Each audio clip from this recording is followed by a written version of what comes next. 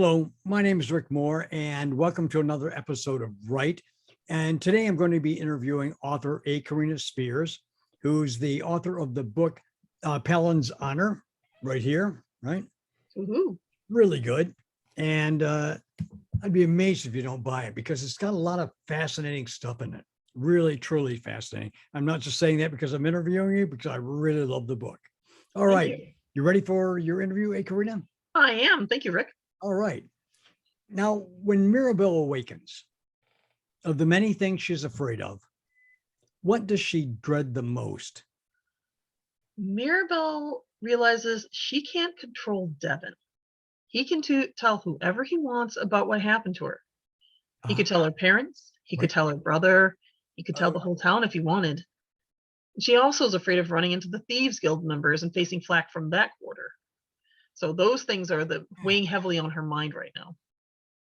Now, you say that Mirabelle hated her namesakes, the Mirabelle flowers, Yes. the most. Why was that? Her parents named her after that to be sweet, as a Right. sweet child. And with everything that's gone on in her life right now, she doesn't feel she's sweet and pleasant like the flowers are. Oh, my goodness. She isn't the same as the little girl that she was. Trying to grow up is difficult, and people end up making mistakes. They discover new things about themselves that may not have surfaced in the past, and they don't always like what they find, but they have to come to grips with it. And that's where she is. She's just like, these don't suit me. I'm not a sweet, cute little girl. I'm terrible. Look at what I've done. Wow. She doesn't believe in herself right then. That's really deep, actually. When Devon arrives, what is his surprise offer to Mirabelle? Mirabelle doesn't see this coming. And how does she react to that? And why did he offer it to her first and her parents second? You're talking about his proposal. Yeah. Devon comes out of the blue and blindsides Mirabelle with this offer of marriage. And since she's not expecting it, and especially not from him after everything that's happened, she's going, why? Why are you here? Why are you doing this? She gets angry with him, actually. And she decides she's going to play it haughty. It's like, you don't even come with any gifts. You don't have flowers. What the heck? What kind of a proposal is this? And it's not like what she and her childhood friends were dreaming of. You know, there's certain social mores that are expected for this sort of event. And Right. he's not doing any of it. And she's like, how am I going to tell them? Devon's explaining later that to her, the reason he's come to her first, her parents second, is she's got a strong mind and will. If he tried to go and ask her parents if it was okay first, she wouldn't accept him because it looked like he's trying to court them, not her. Yep. Yep. And she's a little picky about this, and he knows her well enough to know this about her. So since he doesn't want to curry favor with the family, he's not after her wealth, he's not after some other standing. Right. He goes to her. Do you want this? And it shocks her, and she thinks about it at least. Right. Now, Devon says that innocence, you have a saying in the book that innocence is knowing what is bad and choosing what is good. Mm-hmm. Now, why did he feel that Mirabelle was choosing the path of innocence? That quote is an important one. I'd heard a long time ago from a sermon, and it was very, very good and stuck with me. It's about people make mistakes. Right. Everybody does. It doesn't matter how good you try to be. Eventually, you're going to make someone upset. You're going to make someone cry. You're going to make a mistake, whether at work, at a store, it doesn't matter where. Something's going to happen to you, and you have to choose, is this the kind of person I want to be? Right. And Mirabelle has weighed both sides. She's been with the Thieves Guild. She's been with her family, and she looks at it strongly. She could decide, I'm okay with this. This is just what happens. I want to run with the bad crowd. I want to have that dark energy around me and the excitement. And she's like, no, I want to be an upstanding citizen. The people I admire, I truly admire, are my mom and Madame Adele from the shop. These are the kind of women who have this inner strength and choose their own path anyway. Adele works on dresses for the women at the Capitol, Her parents actually sell fruit that are exotic to the capital. They're What- not actually the standard fruit. The Mirabelles are small, and so are those champagne grapes. They are for special events over there. So she's like, I want to be more like them, not like the Thieves Guild people. They're not going anywhere. They talk a good game, but they're not going anywhere. That's not for me. So she finally reached that decision, didn't she? Yeah, she did. And she wants to be someone she can look in the mirror and face at the end of the day and be proud of who she is.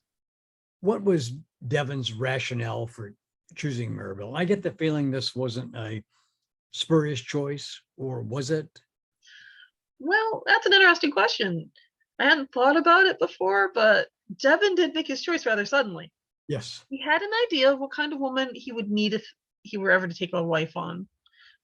And this is because he also spent time around his fellow paladins and others in the temple, and their stories, the ones that did get married, their advice got absorbed into his subconscious, and he turned all that over while he was thinking about whether or not he should ask Mirabelle for her hand or not. Ah, So, although it was very sudden for him, it was logically thought out, and he had those strips of, I need a woman who can do this. I need someone who can do that. Oh, yeah, that makes sense. I'm glad you found somebody like that.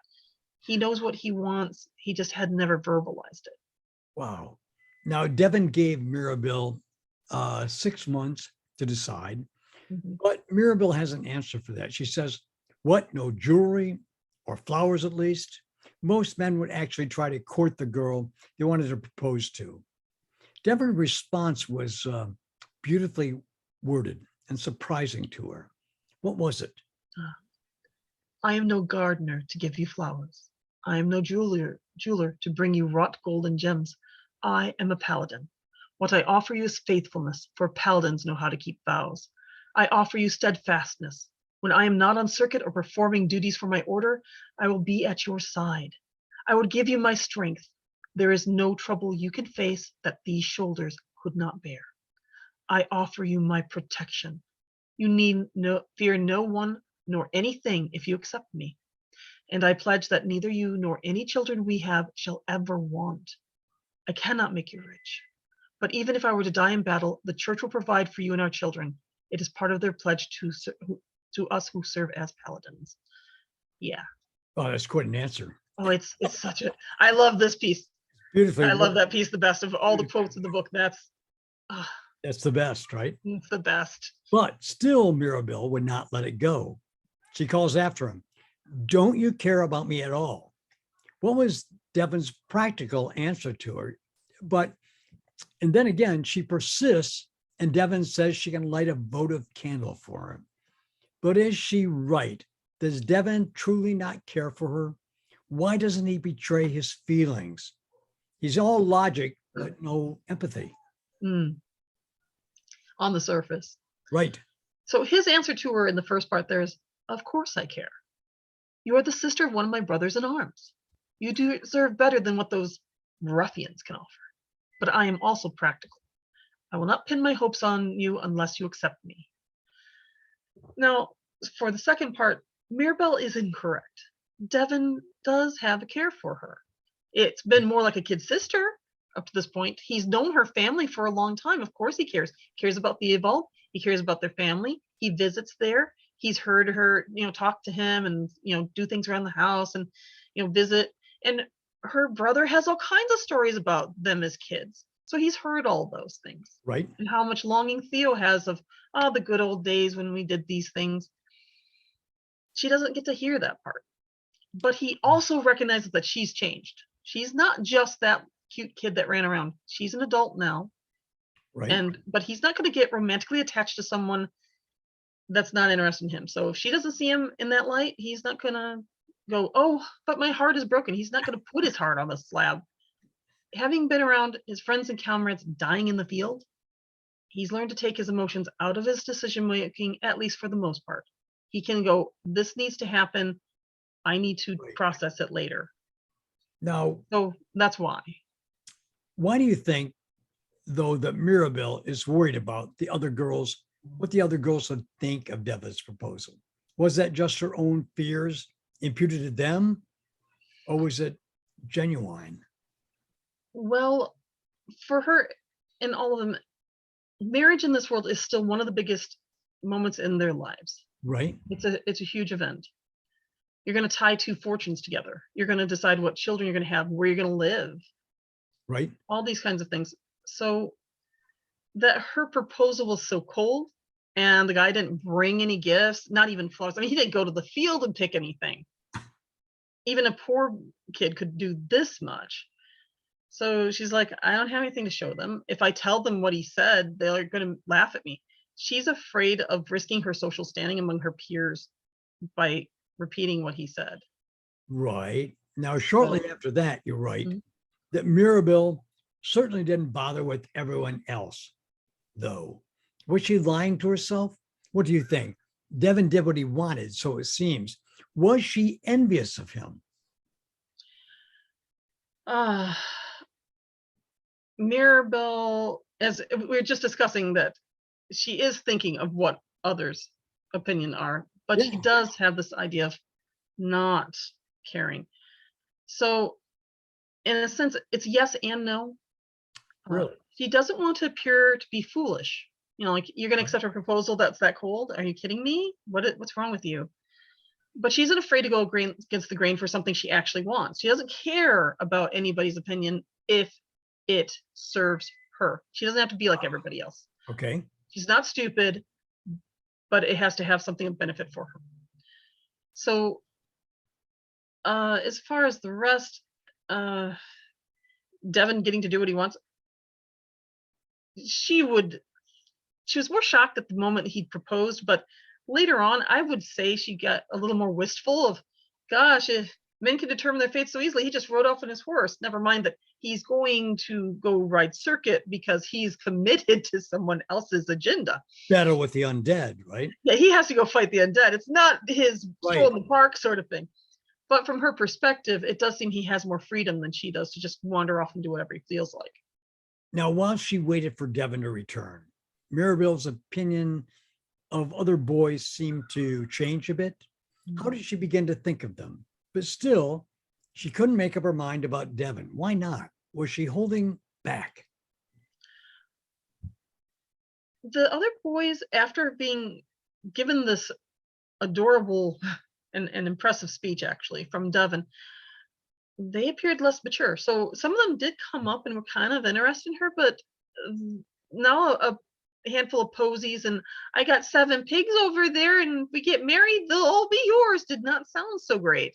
Right. Uh, she is looking at Devon and going, he's more mature. I mean, he's older than her. Right. He seems very solid on the way he approaches things. He's more determined. His response was well worded and thought out. The others coming to her, they're shy, they're blushing, they're unsure, but she doesn't know. Should she be closer to her peers, or is this older person actually Right. a better choice? And she has to reconcile that Devon isn't just the person she knew as a child, just like he had to recognize she was an adult. Ah, He's not just her brother's friend. He can be cold. She's met him in town and he was a very different person. He can be thoughtful and he is willing to marry her if that's what she wants. right.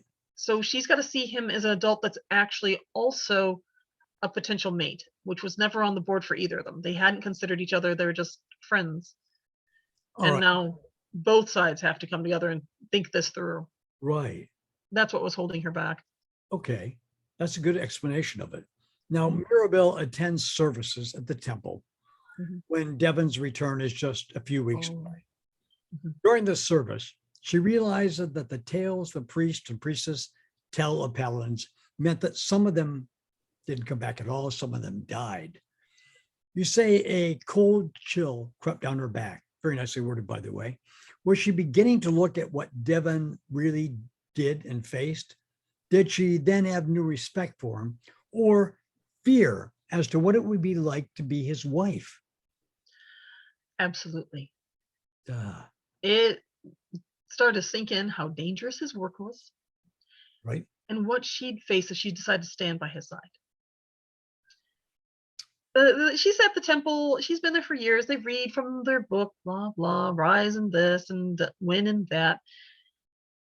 And they're interesting, but they seem sterile. They're way over Right. there. Right. They're not impacting the present.